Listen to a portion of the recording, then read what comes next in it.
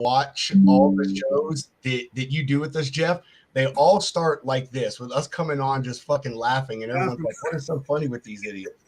All right, yo. Thank you for joining us in the Logistics Lounge today, Tuesday edition this week. We've been really switching things up. Thank everybody for joining us today. We got a fantastic show. It's lined up as always. We have Heather Fry here with Tat. That is Truckers Against Trafficking. We are going to have a great, serious conversation and bring some awareness to a problem that we do not hear enough about. Also in the news, going to touch back on some speed limiters. Got some more information for all you drivers out there. Going to make you happy, at least temporarily. So everybody, sit back, relax, pop a top, and enjoy the lounge.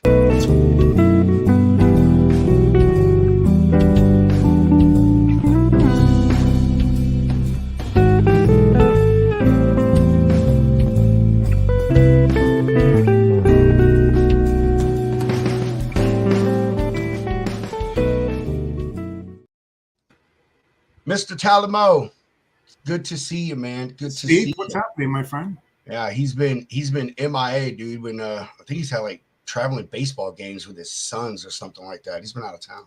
Well, at least he knows what balance is. That's true. That's true. But I mean, he only gets to balance because he pawns his work off on his brother. That's what he does. I gotta talk to Steve about that. Yeah, exactly. Yeah. Jeff, how you doing today, my friend? I am doing well. Hey, thanks for having me as a guest co-host. I appreciate it. I always support the Logistics Lounge. It's a good show. I can't wait for today's episode. It's something that needs to be spoken about much, but it doesn't happen often enough. And I know you'll agree with me, and I can't wait to talk to Heather about it. Oh, no, 100% agree, man. And yes, thank you for joining us. Hunter was going to be here with us today, but TJ is on a strict time schedule, and they need to get to NorCal to get some business taken care of. So Hunter is is in the truck right now. So we have Jeff, the lovely, bodacious cowboy that is joining us, as y'all can see. And Heather is limited in time, so we are going to try to roll things on as quickly as possible. Lane runner, freight rates. Hey, you can't be in this business, whether you're a broker, carrier, shipper, without having access to freight rates. And everyone always questions where all these other platforms get their data from. Lane Runner, we told you, does things a little differently. Here is your opportunity to be a part of submitting freight tenders and rate cons to Lane Runner and have your data put directly into the platform.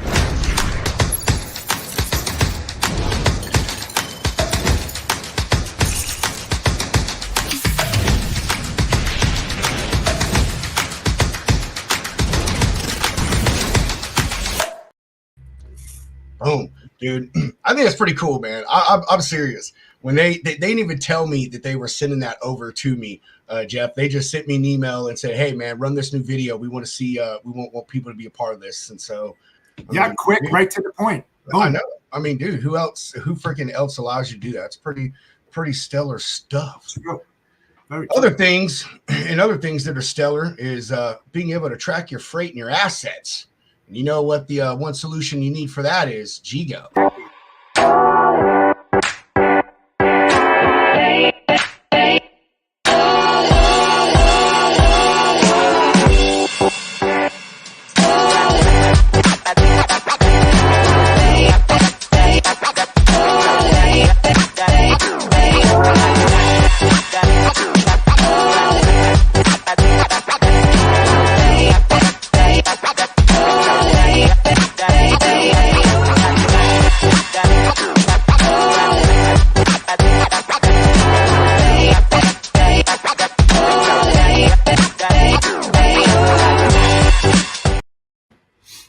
Man, love it. Super cool, man. Yeah. Super cool people too, dude. They're they might just have some really astonishing updates coming out here soon. Really? Details to be divulged later. Let's go ahead, get this news out of the way. Super quick news story tonight.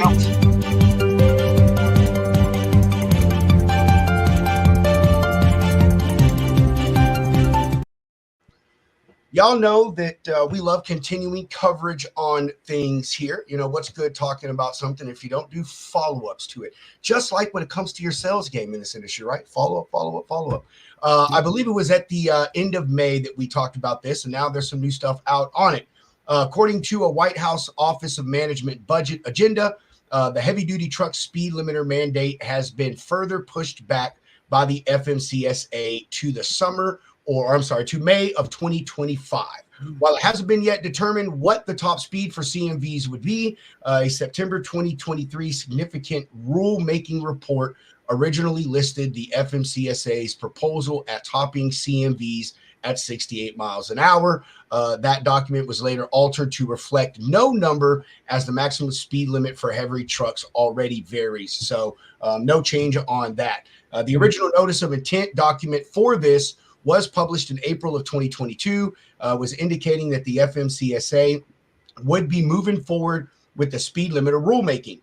This prompted thousands of truckers to comment on the proposal, giving various viewpoints, though some being for it, some being against it. Many drivers did say that they are concerned about the increased levels of road rage from the motoring public if they were forced to drive a truck with the speed limiter. Other organizations like OIDA has argued that speed limiters would create speed differentials and could increase the risk of crashes. Yeah, we've already given examples of it. The whole Swift truck and the Warner truck, one doing 65, the other doing 65 and a half. That does create an issue. Me personally, I've said I don't see an reason for a truck to be doing 80, 85 miles an hour, but I'm not the one that pays the note, so I have no position to be telling somebody what speed they should be doing in their truck. But there you go. Y'all got pretty much another year. See what happens with this. I do not know if they are still taking comments, feedback, suggestions, whatever on the topic. Maybe look into that. Maybe just like the article yesterday said about that topic, that they can get some more feedback from y'all, and it could help push them towards a certain decision. So, what's interesting about that, real quick? Yeah, bro. The national statistic as far as what the average is for a normal truck driver as far as MPH, 55 nationwide. And the thing is like when you get into inner cities, it's like 45, maybe even 40 miles an hour. So, it's kind of pushing it when you're getting up there in the 65, like you said, 80 miles an hour with an 80,000 pound truck, moving missile, not good. Yeah, that's where I'm at on it, man. I don't know. I'm not a speed person in my car. I don't get it, man. I just do not see the need to go that fast in a truck. And here's the only example that I need to give, and this is the example that my trainer gave me when I first started driving is, 65 miles an hour versus 75 miles an hour is 50 miles over the course of 10 hours. What I mean? That's if you're able to do that nonstop without having any interference in your trip. So for that added risk that you're putting on yourself and the motoring public, your cargo, your vehicle, whatever, however you want to say it, it's really not worth it. Seriously, slow and steady wins the race. And I know logistics and transportation is all about speed, but what they say, man, what's the saying? Slow is fast and fast is, I don't know what the rest of it is, but you get what I'm saying. I do. Absolutely. You're dead on. You're dead on. Why put the public at risk by increasing it and doing stupid things? Yeah. All right. No. There you go. Got another year. If you want to put, like I said, put some feedback in, look up where maybe you can submit that, whether you're a driver, broker, shipper, hey, who knows, truck manufacturer, whatever. But there you have it. That's it for the news. And we, man, I'm really excited to have him on, dude, and talk about this. I know that it is a darker side of things, but like I said backstage with her, we all like to talk about the good stuff for the most part, and maybe a little bit of fraud and theft. But like everything, man, there is another side to this that is dark, and our industry is used for some very illicit things, and this just unfortunately is one of them. So and now it's time to get real. It is exactly what it is. Time to get real. Heather Fry with Tat, everybody.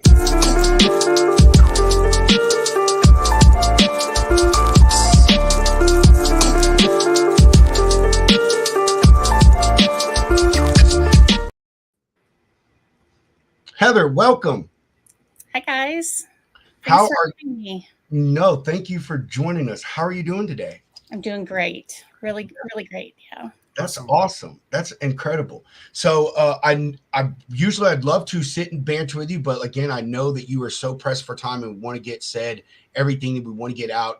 Make sure everyone gets some great information and some takeaways from this. So, Heather, our first question that we ask everybody is, who is Heather Fry, and how have you gotten your way to be associated with Truckers Against Trafficking? Yeah. Well, I'm the director of industry training with Truckers Against Trafficking. And I started having a heart for vulnerable populations decades ago, maybe always. I have a brother with special needs, so it maybe kind of started even back in childhood. But as an adult, I ended up starting a nonprofit that worked with adoptive families and foster families and provided wraparound care for those families because there's a high percentage of families that struggle with those kids. And my aim was to make sure that those placements stuck. And through the course of having my own nonprofit, I actually ended up adopting two kids out of foster care. One was It's 12 nice. when she came into the family, and one was 8. Beautiful. And I just recognized that there were so many kids aging out of the foster care system when they turned 18, and they entered into this world alone without a support system. And they are at that point very vulnerable to the tactics of traffickers. They're looking for a place to belong. Oftentimes, they don't have all that they need, and traffickers know exactly how to target those people and offer them the love and the acceptance, the food, the provision, a place in a family structure that they need. And so the opportunity arose back in 2019 for me to join Truckers Against Trafficking.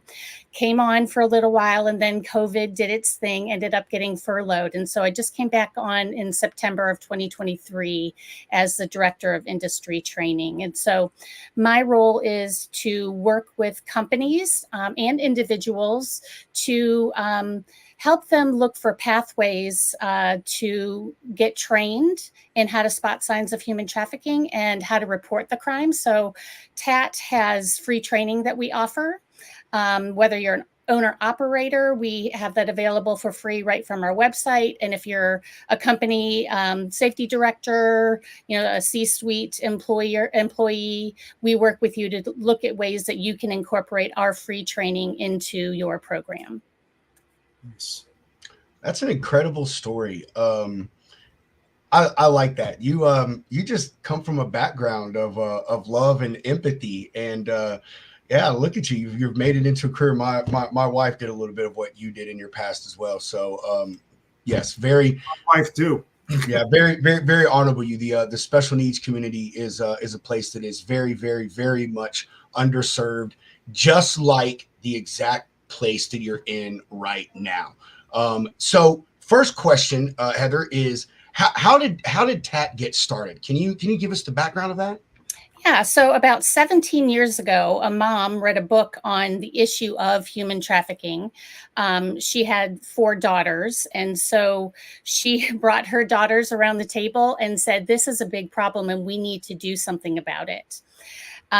One thing that they had going on in their family is that they had family members that owned a hotel and a motel that truck drivers would frequently stop at. And they had the idea, who is better positioned to see trafficking in action than a truck driver? Super. And so they started it as a ministry. And then 2 years later, 15 years ago, Truckers Against Trafficking became a nonprofit. And so our mission is to educate, equip, empower, and mobilize key industries and agencies to effectively combat human trafficking. So, and we want them to do it as a part of their everyday jobs or their everyday lives because they are perfectly positioned as they're out and about. Over the road drivers, think of, the places that they're going. They're at rest stops, hotels, motels, truck stops.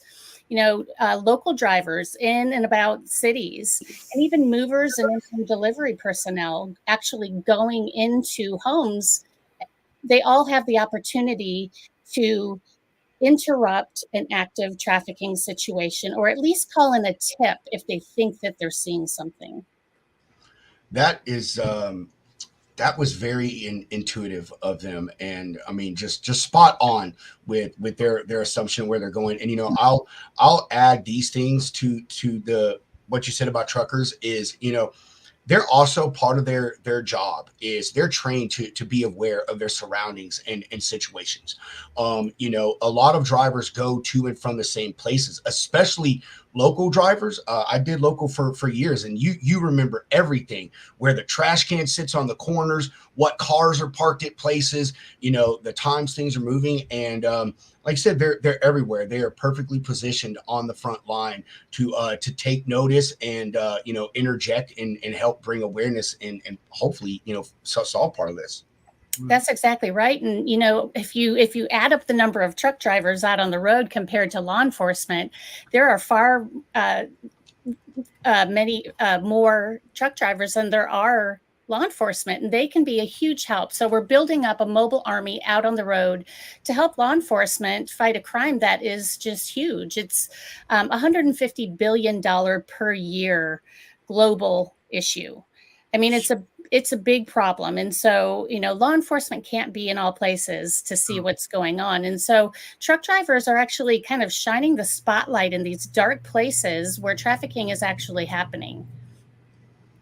No, yes, I agree. I agree so much. And again, just very, very awesome that they are using drivers. I mean, I think a lot of organizations that are trying to curtail any type of crime see drivers out there as the exact same reason, and really are trying to do more outreach to them and get them involved in stuff like this. Jeff, I think you have a question, don't you, Bud? Yeah. Two things that come to mind, and we've all seen it on television. When you see an older man with a very young child, and the child was instructed to do hand signals like behind her back and stuff like that in order to inform somebody that something is wrong. Do you think, or how do you feel about what you said earlier about it starts after they become 18 and they go out into the community after they're released? Are there any training programs, because all of this? I mean, trainers that go out to these facilities and talk to these young women, even men. I mean, it goes both ways, right? About how to use their hands silently to say something's wrong. Yeah, so there are organizations who are teaching about the hand signal, but we're teaching to be a little bit more intuitive than that, to look at a situation, and if things just don't look right, to go ahead and make a phone call to the human trafficking hotline or to law enforcement. So let's talk about what human trafficking is. So human trafficking is the exploitation of human beings through force, fraud, or coercion for the purposes of either commercial sex or forced labor. So one thing that is true, if there is a minor that you see who is out there, maybe at a truck stop, being solicited for commercial sex, that is automatically human trafficking. Period. Yep. End of story. Pick up the phone, make a phone call. Don't wait for them to make a hand signal to let you know that something's off. If It looks like there's pimp involvement with a minor, go ahead and pick up the phone. And the human trafficking hotline is 1-888 3737888.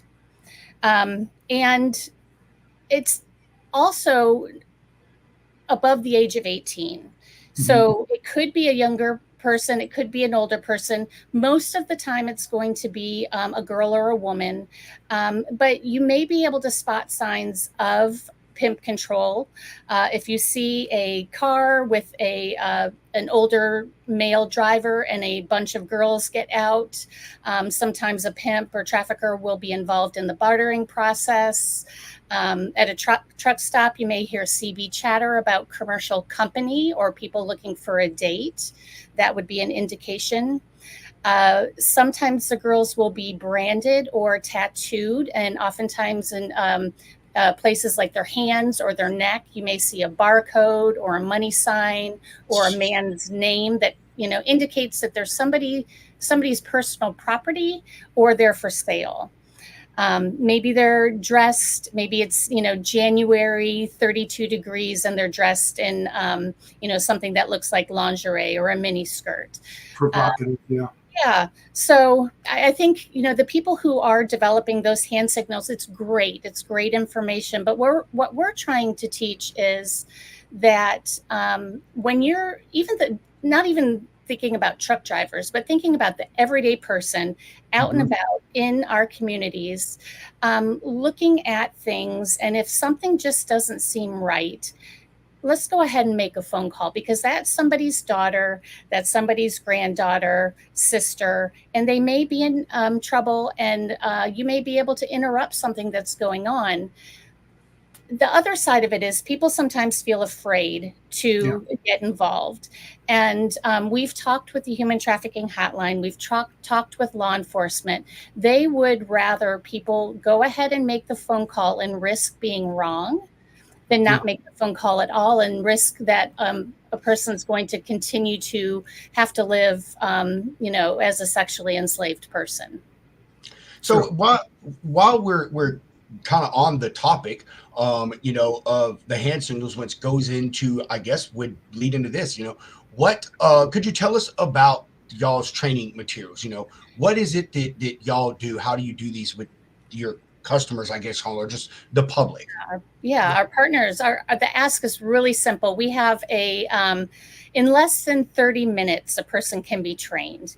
So depending on whether it's the over the road, local driver, or movers and in-home delivery, they're all right around 22, 23 minutes long.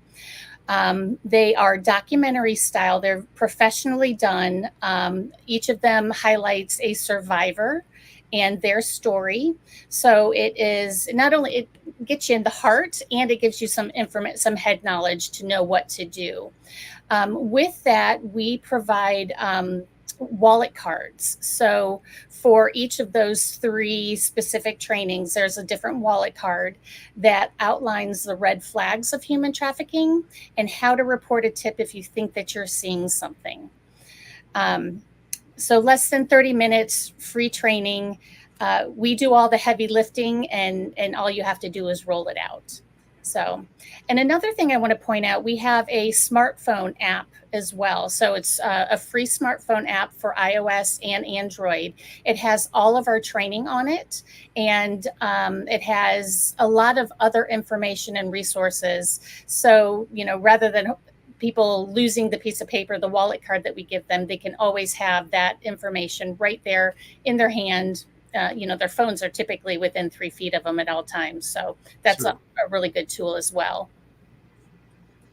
All right, Heather, you touched on some of this, but what are some more red flags to look for? You talked about some branding, and obviously sex workers and stuff, but what are some other behaviors or things that someone might want to take notice of that may lead them to think it's a trafficking situation? Well, it could look very outright, being approached by a woman offering sex.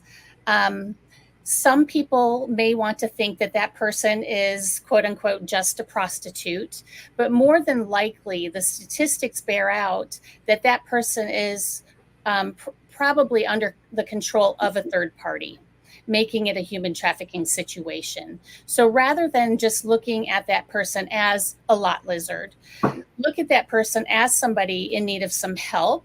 There are some questions that you can ask. So if you are approached, you could ask, when's the last time she saw her family? Does she know where she is? Traffickers will often move their victims from location to location very quickly. They don't want them to know where to go for help, and they don't want them to develop any sort of relationships with anybody. Are you in control of your own money? Are you in control of your own identification? So questions like that could help. We also have window decals that say, do you need help, and have both the US and the Canadian human trafficking hotline numbers on it. So that is an opportunity for a truck driver to have that information right there on the cab of his truck, as well as for a potential victim to see that and potentially, make a call on our own behalf. The problem is many victims don't identify as victims. And here's why. And when I told you what human trafficking is, we talked about force, fraud, and coercion. So these, most of the time girls, but not always, could be boys. These victims are forced through violence, or there's fraud. They're kind of tricked into situations, whether it's an employer offering some sort of false employment offer, or if it's a boyfriend, a Romeo pimp offering love to this person, or a friend. But by far, the most powerful tactic that traffickers will use is coercion. And this is threats to a person's physical safety, or to one of their loved ones' physical safety. And it's also threats to their reputation. So it could look like things such as, I'll kill you if you don't comply. Or if you ever want to see your child again, you'll do what I say. Or just do this one more time and I won't share that video of us having sex with your high school. And then they're trapped. So they're stuck in this life, in this situation that they literally feel they can't get themselves out of. So if you think that you're seeing just a prostitute out on the truck stop lot, how can you tell that she's just a prostitute rather than somebody who is being prostituted? And so we're just asking for kind of a little cultural perception change, and a little compassion, and pick up the phone and make a phone call. We definitely don't want people trying to interfere with what's going on, or talk to the trafficker, or be some sort of vigilante. Our ask is simply make a phone call. Now, let me ask you this. When, one of these individuals who are being prostituted or whatever you have go up to a truck, they're in a lot, and this person is following your rules and start asking this individual all these questions, right, that you mentioned. Could that potentially put them in jeopardy when they go back and they exit the vehicle, whatever? This person was telling me, asking me all these questions. Who was that? Why did you put yourself in a position like that? I'm just trying to play the role of an individual that would be asked these questions, even though it's meant to be good. Could it work against them? Either the driver could get shot or something like that, because they're like, he's going to get on a phone call. He's going to call up the cops. We got to get out of here. Putting that person in jeopardy. Yeah, I think, it has to be handled with kind of velvet gloves, just kind of maybe a few questions. And if your, spidey senses are going off and feeling that, something's just not right, kind of disengage the situation, let her go back to, doing whatever she was doing, but then go ahead and make a phone call. But whatever you do, don't trail the car that she exited. Oh, no. No, we really want law enforcement to get involved, rather than putting anybody at risk. Yeah, because that would definitely put somebody at risk, because I would think that these guys are so unruly that they would probably be packing a piece in case something like that happens, and they'll take that individual out. So if you're a truck driver out there, don't do that. Listen to Heather, make that phone call, follow the directions, go to their website, and just live by the rules, and you may save somebody. Heather, I have a question that do y'all mainly focus on the sex worker side of this, or I mean, we talked about labor, and I also feel that drivers are in a fantastic position for that. I mean, especially a lot of industries depend on migrant labor. A lot of those people may be illegal, and they as well could be possible victims of trafficking. Do y'all offer training and stuff towards that side of it as well? Our training applies across both of those two crimes. So, labor trafficking, the tactics that traffickers will use is the same, and what to look for is a little bit different. So, we do focus on both sides of it.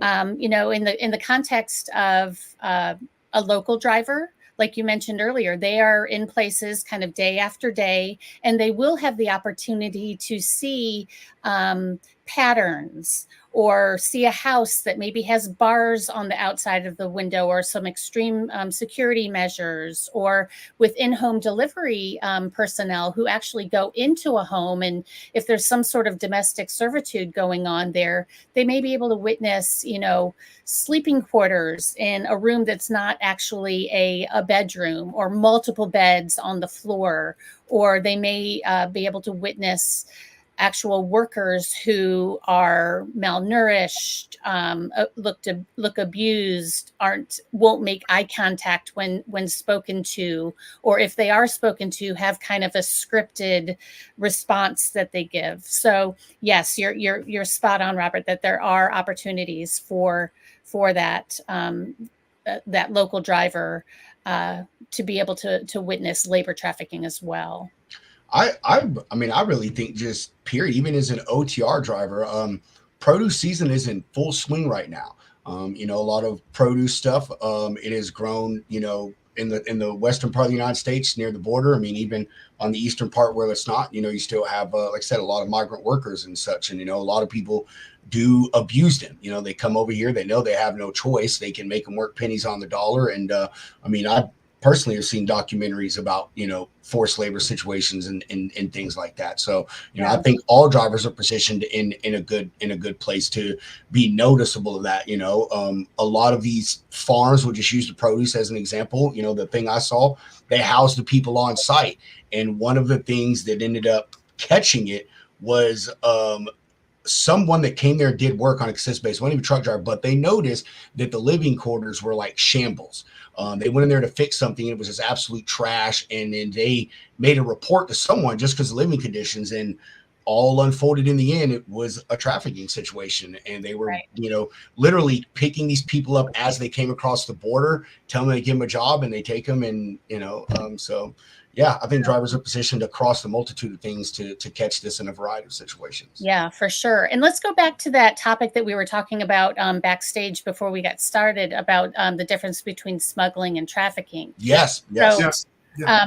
This is a perfect segue to get into that. So smuggling is a crime against an immigration law. It's a crime against a border. It always requires movement. So it's one person taking another person into a country that they don't have permission to be in, and almost always will involve some sort of large payment for getting them across the border. Yep. Human trafficking, on the other hand, is a crime against a human being. It does not require movement. In fact, we have a gal on staff who is a survivor of familial sex trafficking. She was trafficked out of her own home by her mother. So trafficking and smuggling, oftentimes it can be confusing because people will use the terminology for smuggling. They'll say trafficking when it's actually smuggling they're talking about. But folks who are smuggled into the country are then very vulnerable, because traffickers know that they don't know the language. They don't know where to go for help. Oftentimes they're fleeing persecution or extreme poverty, or some sort of terrible situation in their home country that causes them to want to come to another country. And they will oftentimes do whatever it takes to not have to go back. They're, responsible for earning money. They need to send it back home to their family and that sort of thing. So traffickers know this and will target those individuals. And it could even be the same person who smuggled them into the country. So, the scenario of one person smuggling another person in, charging them, let's say, $3,000. But then once they get them over onto U.S. soil, they say, you know what, $3,000 wasn't enough. You owe me $20,000, and here's how you're going to pay off your debt. Well, this debt bondage is it's a business model that keeps a person indebted. They never get out of debt. And the tactics that are being used, like I said, those folks feel trapped, like they can't leave. So I could see where people would intermingle or mix up the terminology. I mean, honestly, I just learned something. The word trafficking within itself, promotes thought of movement. I mean, I did not know that. All right, Heather. So you talked about making a phone call. That's something that we've said, and obviously is what you want to do. Jeff, made the point. If you do not absolutely have to, do not get involved and put yourself as well at risk during this or in this situation. But what is some things that y'all train people to get as far as information? Not is it a license plate, people count, environment. Are there some things that you want people to, hey, when you make a call, this was really great information to have to help us get started on the right foot? Right. So actionable information. We want them to take note of the description of the car, the description of the people, perhaps a license plate number, the address of where they are, and our phones with our cameras are our best friends. So if there's an opportunity to whip out your camera, take a picture, take a video, and make the call and be able to provide that information. That is very helpful. But be careful, because you don't want to let that pimp know that you just took a picture of them, because you could be in hot water real fast. Exactly. Yeah. Yeah. So only if you feel safe enough to do that. Exactly. So, yeah. Got it. Awesome. I love that term actionable information. Hold on. Brain freeze. Gotta get it was there and then it left. It was there and then it left. All right. Heather, I got two final questions, or I do. Jeff, do you have anything before I start my final two things? Yeah, I mean, I can see the fluidity between smuggling and human trafficking. First, to smuggle the individual over the border, and then to hand it off, if there's a relationship, to a pimp who will then traffic that human being that was just smuggled over into the U.S., right? So you're looking at two possibilities here, right? Stop the smuggling so it doesn't happen in the U.S. that leads to human trafficking, or they could literally just human traffic them right over the border with the intent of keeping them hidden to make money off of them, and like you said, to keep them indebted for the rest of their life by, taking pictures, videos, sharing it to whomever it might be. They don't necessarily have to come across the border. They could be women, young women, men, etc., that live in the U.S. that are exploited. So, you have to look at multiple situations here. Yeah, and that's a really great point. I'm glad you brought that up, Jeff, because the smuggling turning into trafficking situation is a small percentage of the problem. It really is a homegrown problem on the trafficker side and on the victim side.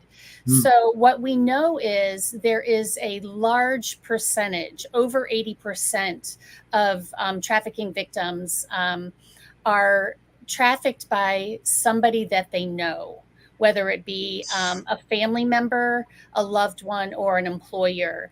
So a lot of people kind of get it in their mind that it's a border issue, and or it's a kidnapping issue. And that is both of those are just very small percentages of the cases. It's homegrown on the trafficking side and on the victim side. And as long if traffickers are kind of hoping that we think that it's, that kidnapping scenario, that we're going to miss what they're actually doing. That they're coming up to a 14-year-old girl who happened to run away or be on the outs with their family, and offers them, hey, I'm going to buy you this nice thing, and, kind of lures them in that way. Traffickers would love for people to keep on believing that it looks like the Hollywood action-packed story. It doesn't. It's happening right underneath our noses.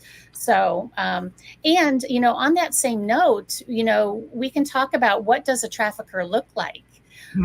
The reality is, a trafficker looks like you. It looks like me. There is no racial or socioeconomic or gender bounds in terms of what a trafficker can be.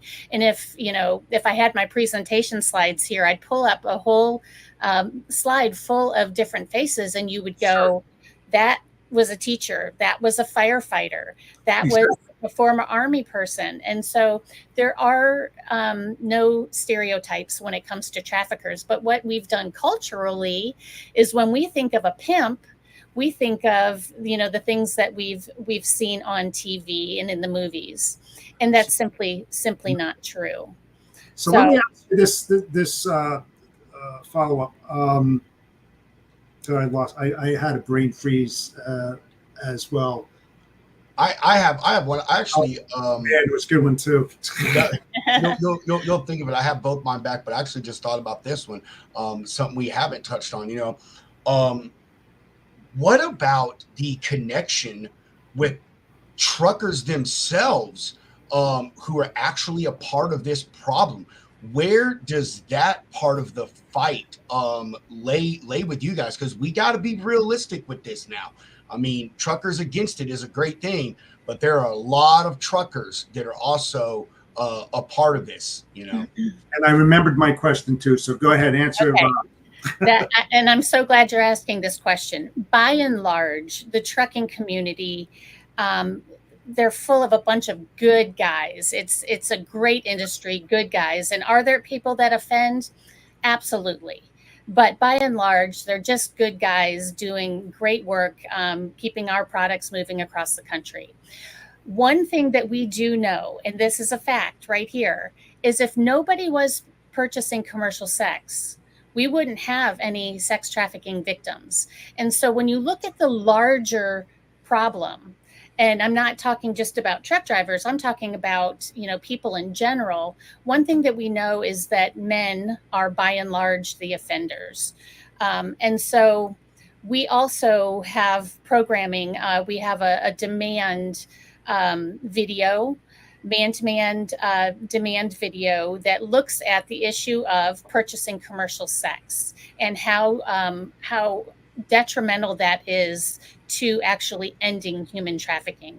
As long as men are still watching porn, are still going to strip clubs, are still soliciting for sex acts, there is going to be sex trafficking. Period. End of story. That was an incredible point. Actually, I mean, and don't take this wrong, not what I was meaning, but I love that you interpreted my question that way. That was something that definitely needed to be brought up. Thank you for highlighting that. What I meant was in terms of, what about drivers that are the traffickers or the smugglers, that they're doing this to their wife or a cousin, or they're a part of illegally moving human beings from one place to another. They're on the front lines, but they're also can be on the front lines on the opposite side of this scenario. So is that something y'all take a look at as well? Yeah, and we do hear of, I can't speak to the smuggling part of it, but on the trafficking side of things, it happens, and on the labor trafficking really side of things is what we keep hearing about. So it is something to pay attention to. It is something to make a call about, because it is happening out there. Yeah. My question that I wanted to ask you earlier, and it's a tough one to answer. It really is. Are you afraid that you are creating a roadmap for the bad guys of how to circumvent and find those loopholes to work around so they don't get caught? I know it's a tough question, but they have access to the internet. They're not stupid, That's right? good, Joe. They're police, they're firemen, they're teachers. They could be presidents of corporations. They know how to work the internet. Now, I mean, do we have to speak about it? Absolutely, we have to speak about it. But have you ever thought about what's being said and whether or not it is creating that roadmap for them to circumvent? I don't think so. I think there's been a natural progression. First of all, for especially in the commercial sex industry, for it to go digital. So they're already kind of hiding digitally. So I don't think there's too much risk of them listening to us and changing their ways. They're actually pretty good businessmen, who are trying to refine their skills, which is sick to even say. But It is. It's sick. I mean, I was just having this conversation with my wife, and I'm getting really damn tired of it. Every single day, I'm reading in the news that a teacher is having sex with a child. I mean, it's just absolutely hideous. You listen to the news, they talk about these kind of things happening all the time. I mean, it's progressively getting worse. It truly is. I mean, I don't know. This is a tough nut to crack. It really is. And I hear you, but gosh, the trucking community and their sheer numbers, all we're asking them to do is be aware. Yeah. And I think, as I said before, we're kind of shining the spotlight in those dark corners where traffickers think that they're hiding and that we're not paying attention. And we're making it a possibility for these truckers to be able to spot human trafficking and to know what to do. So, yeah, I think, traffickers are always going to refine their ways, and we just have to remain vigilant and keep on the lookout. And cognizant of our surroundings all the time. All the time, yeah. So we have limited time. I still have my two questions, but I'm gonna ask you this one real quick. I think you can answer this one pretty fast. And this just kind of Jeff led me into this. Now, do you think that society being desensitized to things like sex, and we all know it's true. As much as we think we're controlling it, it's out there. Do you think that our desensitized to sex makes this problem progressively worse, or has made it worse? I think so. We know with porn that I think there's been brain studies that show the desensitization that happens when a person watches porn, and they need more. They need the acts to be more violent, more outrageous, whatever. So I think there is a natural tendency for us to just be okay with it. And that's one of the other things that we're just trying to get people to remember, that what we are seeing could be the result of a person being controlled by a third party. So I think you're probably right. Awesome. All right. So last two questions here. First one would be, or last one is, how would a company or a person get involved with TAT? Yeah, so they would just reach out to us. There's a couple ways. Either they can email me directly at hfry@tatnonprofit.org, or they can get on our website, and we have a portal. We have a training portal. So for any owner operator or anybody even outside of the trucking industry, we've got also training for the bus industry as well as the energy industry. So anybody wanting some training can get on our website and take that free training right from there. If it's a company, reach out to me or go through our contact form right from our website, and we will get a call together. We'll look at how a company trains trains their drivers already. So we customize how we deliver it. So some companies have a learning management system, whether it's external or internal. If it's an external, we are already on some of those LMSs.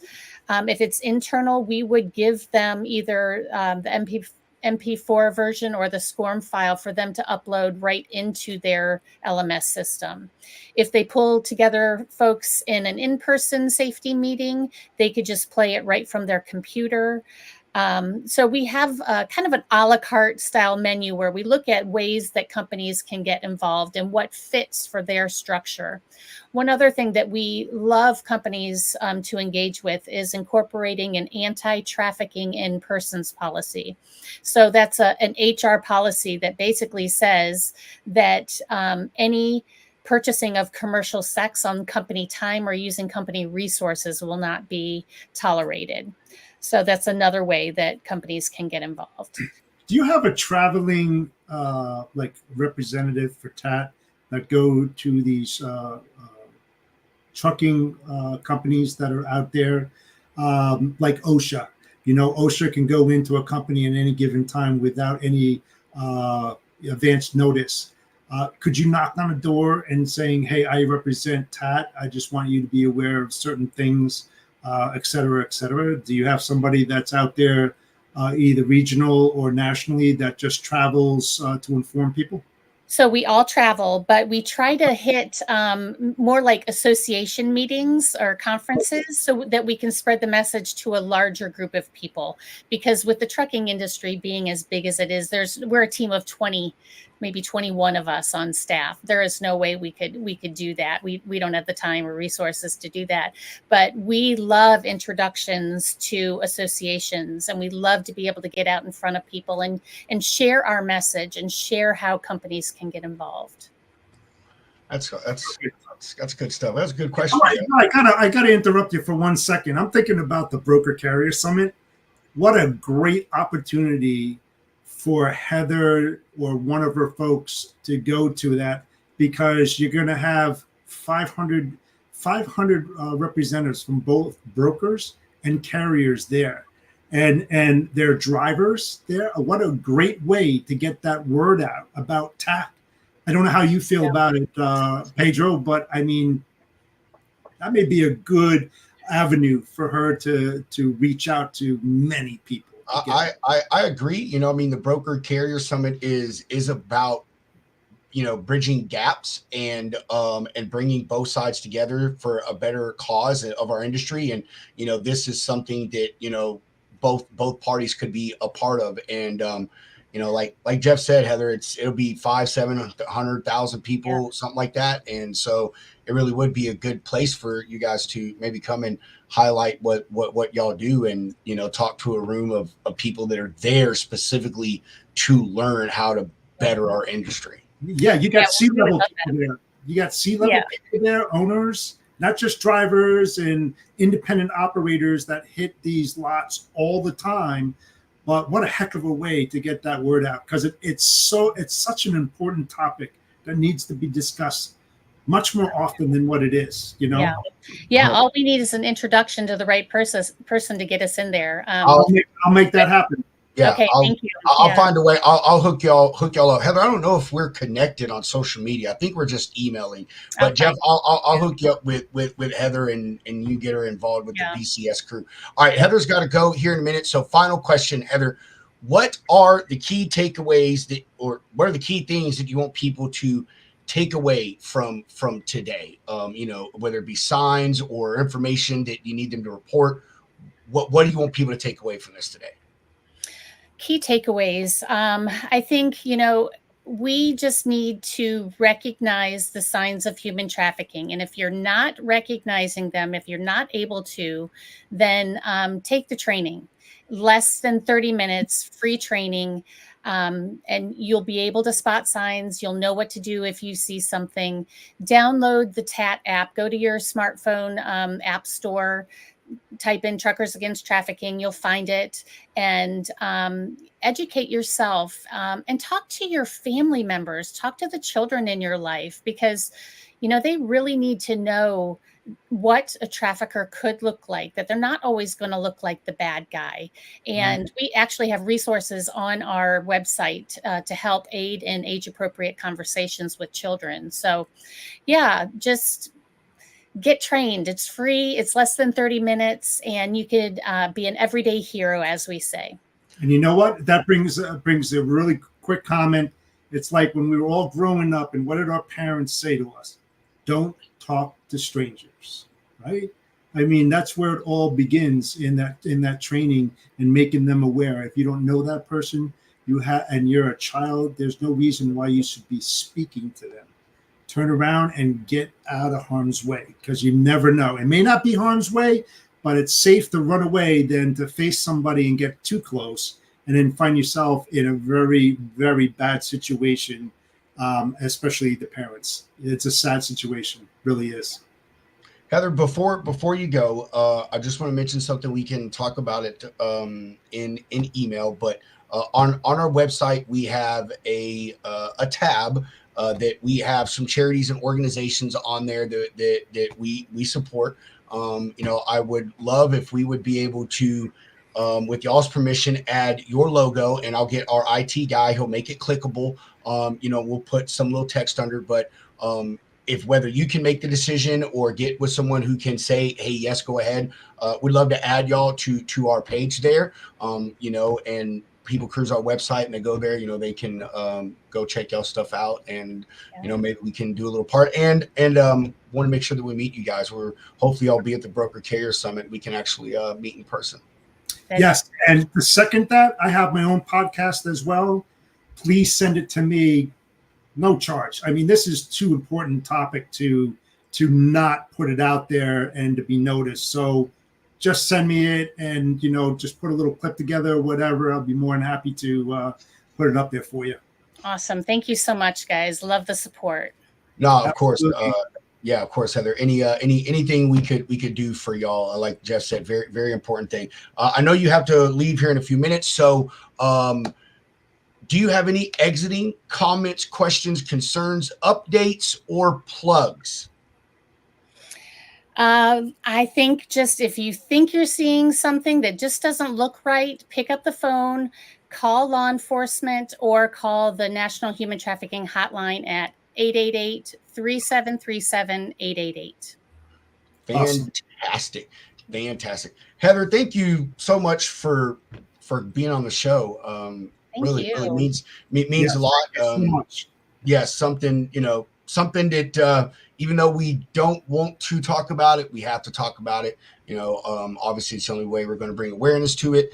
And what you guys are doing over there at Truckers Against Trafficking, just incredible stuff. Again, love the initial insight from the founders of it. The truckers are perfectly positioned to be out there in the front lines and help with this. They're be vigilant and aware, and maybe make a difference in a human being's life. So you are welcome back any time that you want. Anytime. Yeah, and let us know if we can do anything for you at all. We would be more than happy to do that. Thank you, guys. Appreciate it so much. You're very, very welcome. Jeff, I'm going to give you a final word if you want it, and then we'll do a sponsor break and we will chop out this piece. So, Mr. Dickinson, any exiting comments, questions, concerns, or updates? No, but I can just say to Heather that I thank you so much for joining us and getting that word out. It's so important.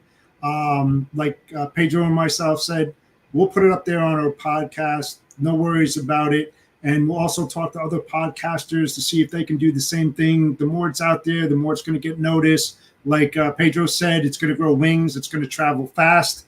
And I think that's the most ethical thing that podcasters should do, and not think about how to line their pockets. This is too important of a topic that must be shared, and should be shared at no cost to prevent this kind of abuse that's happening out there. Truly, I thank you so much. Thank you. You guys are the best. You are the best, Heather. You and the team over there at TAT. Can't wait to have some follow up stuff. We will we'll reconvene in a few months and bring you guys back on the show. Always good to continue to touch on important topics like this. Absolutely. Going to do some final sponsor love here, and then we'll get to some exiting comments. Lane Runner back with us. They got that incredible summer special going on right now, by the way. You can get 40% off your first 3 months. And as a bonus, they have opened up the door for you to be able to be a part of their network and submit rate tenders and rate cons and give them real-time freight rate data to put back into their platform.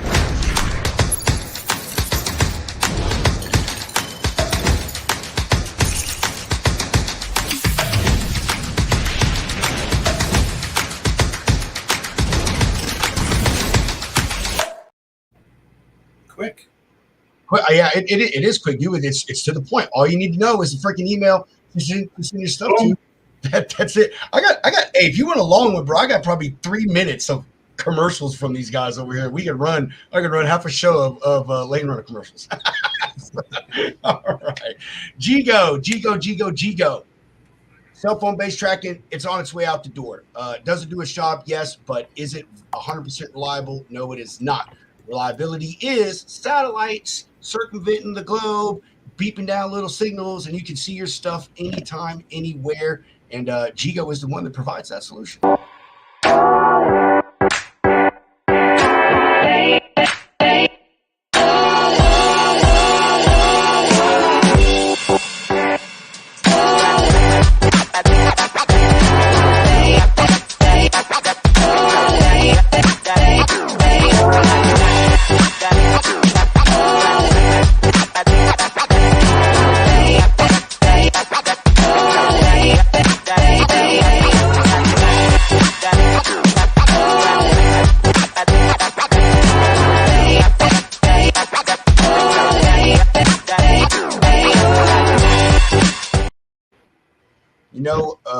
Jeff, that was by far, I wouldn't say by far, one of the most serious conversations that we've ever had here. Absolutely. And you stole my thunder. I was about to say the same damn thing. But you know what? It has to be taught. Bro, you just stole my fucking thunder. See, we're swapping still thunders here. You know what? Listen, let's make it a pact between you and I that we get other podcasters to put that out there. We can really help stomp this shit out. I mean, we have a good following, and then I don't care if people steal our thunder. Please do take it, put it on your podcast, get the word out there, share it with your compadres and comadres. Please do that kind of stuff. This is important to share. It really is, and I'm so damn glad that I had the opportunity. Thank you, Pedro. For being part of this, because this is one of the best shows I've ever been on. I appreciate it, man.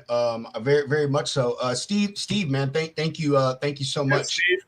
It was a great show, and Jeff, I'm with you, brother. And I'll say this: it's not even about just spreading it to other podcasters and content creators. All of you out there just watching the show, whether it be now or later, have the ability to spread the word. You yourself can go to TAT's website, tatnonprofit.org, do their training. You could just have conversations with your trucking buddies and say, hey, I saw this thing on the Logistics Lounge. I think it's a topic. I just want to share this with you. That's the point of what TAT is. It's just getting everyone involved. But no, Jeff, I'm with you. I am definitely going to spread the word and get her to get on some other podcasts, put on our website, you put on your website, and, do some follow-up stuff. Because it, like you said, dark, fierce conversation, but it needs to be had, Yeah. And you know what? I'm going to talk to Dan. I'm going to talk to Dan Lindsay about it, because I think it's a great platform.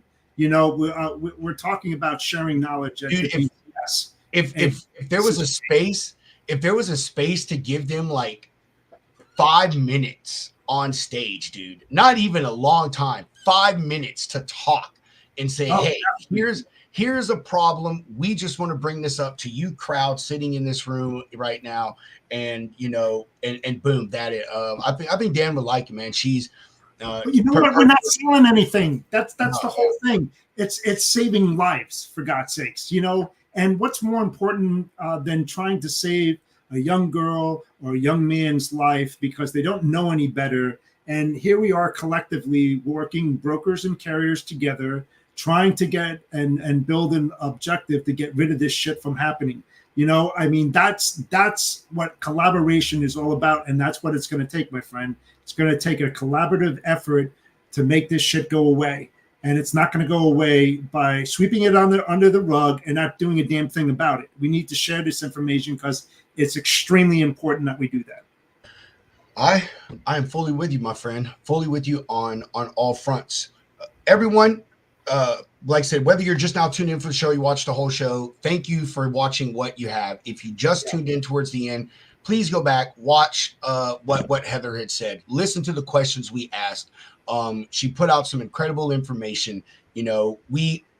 We talk about all these issues that we have in this fucking industry, freight rates and detention times, and all of those are important issues. But we also forget, and I said this at the beginning of the show, that like with everything, there's a dark side to stuff. And unfortunately, this is one of the darker sides of our industry. And like Heather said, you drivers out there, y'all were perfectly positioned on the front lines to help with this issue. They're not advocating for you to get directly involved and take action, but just take notice. If you see something, say something, report, get information. You can be a part of saving someone or multiple persons' lives. And with that, I'm going to close out. We will be back for a Freestyle Friday, true Freestyle Friday, no guest. If you're watching and you want to come on, you got a topic, let us know. We're going to chill. We're going to drink some beer. Hopefully Mr. Hound will be back with us full time by then. And so we appreciate everyone tuning in yesterday and today's show. Great start to the week. Y'all have a wonderful rest of your Tuesday evening, a great hump day, a great Friday Eve. We will see everyone on Friday at 1600-ish Central. Ish. I told you the only reason we went on today on time is because she had to leave at 5:00. That's the only fucking reason we were on time. That's the only reason. She was due that much. As I always say, chunk them deuces. And although he's not here, he's with us in spirit. Mr. Hound, roll that beautiful bean footage.